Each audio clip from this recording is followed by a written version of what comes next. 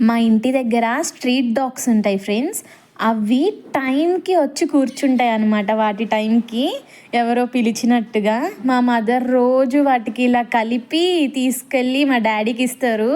మా డాడీ పెడతారు అనమాట వాటికి. చూడండి అది అప్పుడే ఎలా వచ్చి కూర్చుందో, నేను చెప్పానో లేదో మీకు.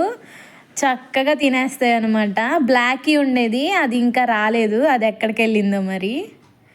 ఇది వైటీ అని పిలుస్తాము. టైం కల్లా వచ్చి కూర్చుంటాయి. స్ట్రీట్ డాగ్స్కే కాదు, ఆవులకి కూడా మేము పెడతామన్నమాట.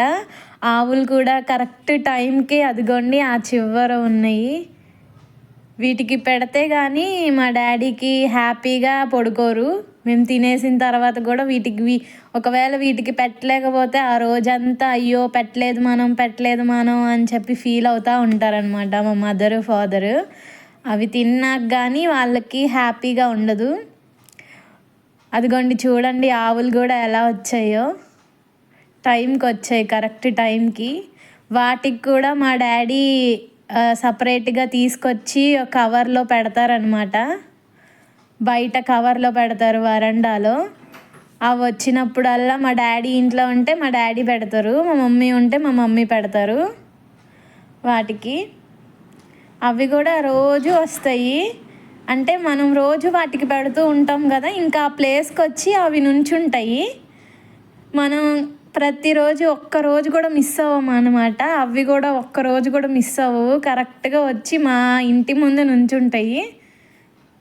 చక్కగా తిని వెళ్తాయి. అంతే ఫ్రెండ్స్, మన చుట్టూ ఉన్న మన జీవరాశులకి కూడా మనం పెడుతూ ఉండాలి. అవి కూడా ఆకలితో ఉంటాయి కదా, అవి అలా ఆకలితో ఉంటూ మనం హ్యాపీగా తిని ఉంటే మనకి అంత మంచిది అనిపించదు. మన ఇంటి ముందు వచ్చి నుంచున్న ఏ జీవమైనా సరే, అది మనిషి అయినా సరే, జంతువులైనా సరే, ఏ రూపంలో అయినా సరే మనం వాటిల్ని గౌరవించాలి. మనం తినే టైం వచ్చినప్పుడు పెట్టాలని మా మమ్మీ మా డాడీ ఇద్దరు చెప్తూ ఉండేవాళ్ళు మాకు.